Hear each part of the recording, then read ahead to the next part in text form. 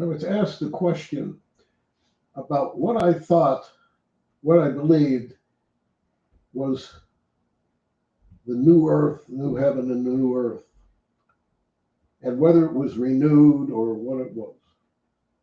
And if we go by what it says in Revelation 21:1, it said there's a new heaven and a new earth, for the first earth has passed away. Now, let's just think about that, just before we go on anymore. If the first earth and the first heaven has passed away, then there must be a reason for that. And I think the reason is quite obvious, even though it's not written here. It's because there is so much corruption and so many people use free will to live in the corrupt ways of this earth that God separates out those who believe and do not corrupt and don't take the worldly way. So he creates this new heaven and a new earth that is free of all of this corruption. And, you know, we see conversations like in Job where God's talking to Satan. Now, that means that there's a contamination in heaven. That even in heaven, it got corrupted. And so God creates a new heaven and a new earth that's completely free of that.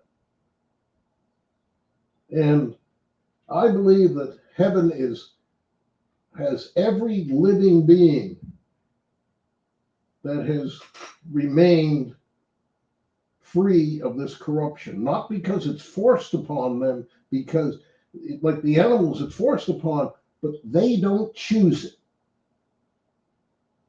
And I would say that pretty much the vast majority of animals